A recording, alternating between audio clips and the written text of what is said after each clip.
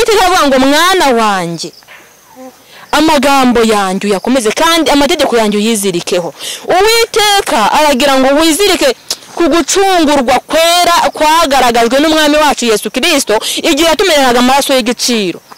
Giye Nyabihanga arababara turababarirwa ngo turabamburwa. Ndagira ngo nkubwire ngo yadutuye imitwaro yaduhetameshaga none tugenda twemye. Izi sani muri garagura mu busambanyi uri muri isubiza wa mutwaro ku bitugu byawe. Kandi izi saha uri murandikirwa na Satani ntabwo uri murandikirwa n'Imana. Izi saha uri murandikirwa na Satani ntabwo uri murandikirwa na Yesu. Yesu wewe no kuvuga ngo hari umurimo yakoze, ni umurimo w'igiciro, ni umurimo nkunda kuvugaho cyane, nzarinda mva muri ino si nkiwuvugaho. Twebwe rijya cumu yatewe niho twadukwiye kuriterwa. Reka ngusuhuze kandi mwifurize ishya n'ihirwe aho uherereye hose. Imana ikugire neza cyane kandi gukubire gatanu ku kandi mu byo urimo urakora byose iguhe umugisha, iguhe gutera imbere. Wowe bitameze neza kandi niwizera Imana kandi nabwo biri buze kugenda neza. Uyu munsi rero dufite ijambo ryiza cyane tugiye kubagezaho. Namuvuga butumwa ugiye kongera kutugezaho ijambo ry'Imana ryiza. Nakubwira ngo rero ni karibu kuri Gikundiro TV show. Murakoze. Imana duhana umugisha. Amazina ni Nikuze Delphine. Hari message Imana yampaye nkunda kubivuga ibicyomoro cy'Abanyarwanda by'umwihariko riganza imitima yacu, rigiraho ridukura, rigire naho ridushyitsa. Imana duhana umugisha. Reka dutangire dusenga.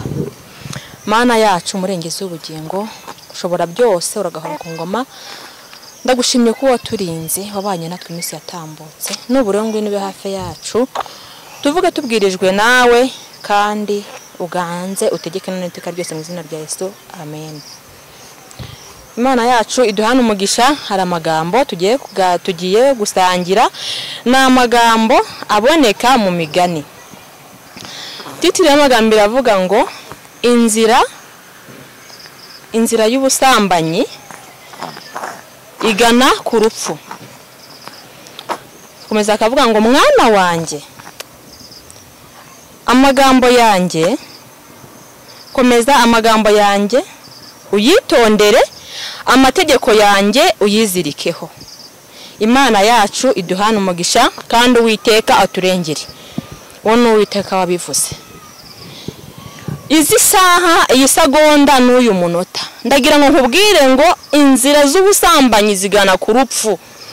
Urareka dirake, urare muri rogi runaka, urarane n'umugore wa mugenzi wawe, usenye urugo rwa mugenzi wawe, uri urubyiruko urimo urasenga ariko uri mu nzira z'ubusambanyi. Ndagira ngo nkubwire ngo izi saha umenye ko inzira z'ubusambanyi zigana ku rupfu.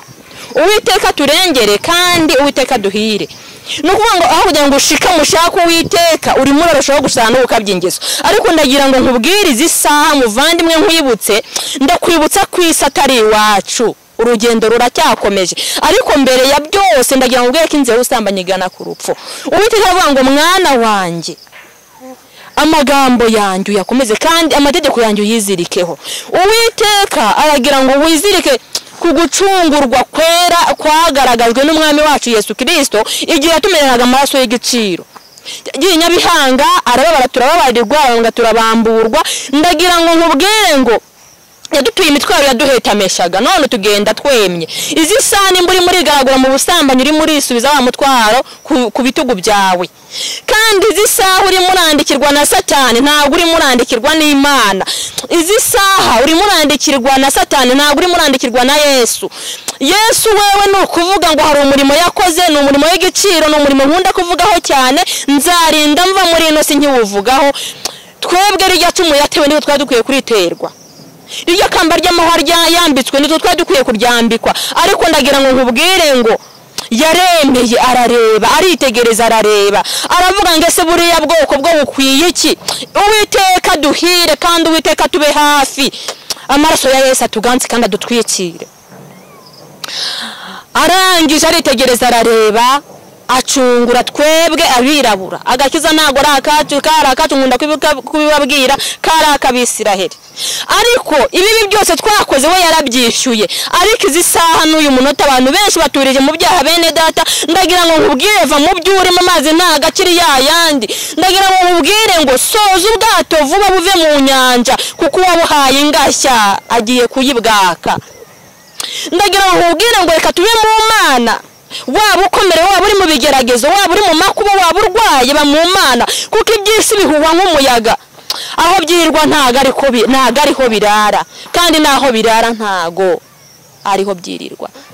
Nta mugisha uri mu byisi, ni nk'umurama utumuka, niko umuririmbyi yavuze. Ariko ibya Yesu ntago bijya bishira. Ndagira ngo nkubwire ngo ibya Yesu ntago bijya bishira. N'ikimenyimenyi hari ibirori byiza Yesu yateguye. Icyo ni igitaramo tuzabamo nk'abana b'Imana, ariko uko tuzasa ntago turerekanwa. Ndagira ngo nkubwire ngo rero Yesu niyerekanwa tuzasa nawe, ariko kugira ngo tuzase nawe twebwe hari ibyo dushishikarizwa. Hari uko dukwiriye kwitwara, hari uko dukwiye kuvuga, hari uko dukwiye gutambuka, hari uko dukwiye gukomeza bagenzi bacu. Imana yacu iturengere kandi Uwiteka tuganze rwose. Amaraso ya Yesu adutwikire. Ngo hahirwa uwabarira ibicumuro bye, niko ijambo rivuga. Ngo hahirwa uwabarira ibicumuro by'ibyaha byose yakoze bigatwikirwa. Ngo hahirwa umuntu Uwiteka atabaraho gukiranirwa umutima we ntube mu buriganya. Ngo uwo nguwo icyo azakora cyose kizamubera cyiza. Ndagira ngo nkubwire ngo rero nimba uri kwigaragura mu byaha hoya ntabwo bizakubera byiza. Nukuri Imana yacu iturengere kandi Uwiteka tube hafi. Twibuke wa murimo Yesu yakoze, twibuke ya maraso Yesu yamenye ku bwacu. Agakiza n'agakiza we yabonye ababaye, yarakubiswe, abambanywa n'ibisambo bibiri, abambanywa n'abicanyi n'abajura kugira ngo twebwe tubone akagakiza. Wiga keresa rero hoya wikoraho. Isi ntago ari iwacu, urugendo ruracyakomeje. Njya nkunda kuvuga ngo turimo turitambukira, turimo turasiganirwa kujya muri gakondo. Imana yacu iturengere kandi Uwiteka atuganze. Abihaye Imana b'Ibugande nkunda kubavugaho, barababwiye ngo nibihambire mu miba. Nk'ubu urugero mugenzi wanjye, urugero uyu mwana nteruye narangiza kwihambira mu mwana wanjye agafata akadomeka gutyo, ariko barangije bararemba ngiye bamfite amababa nk'ay'abamarayika, ngomba ngurutse nkageraho nka Bisiyoni iteka. Wowe reba ije urimo uraririmba muri ino minsi, Uwiteka turengere, urebe ibyaha urimo urigaraguramo kandi turi abagenzi. Ababyeyi baragenda. Ubu nagenda uyu mwana nkamusiga Imana nta santima igira. Ndagira ngo mbikubwire ngo yaramumpaye ikina finali nari bubagwe, bambujije ibyo kurya, barambwira ngo ntiwongere kurya, gahunda n'ukubagwa niko bimeze. Ariko Imana irangije ikina finali, ndangije ndabyara. Iyi Imana rero ku nta santima igira, nubwo yandinze kubagwa ikama kubyara neza, ubu yancyura uyu mwana agasigara. Rekerezaho ko nta santima Imana ifite uve mu byurimo.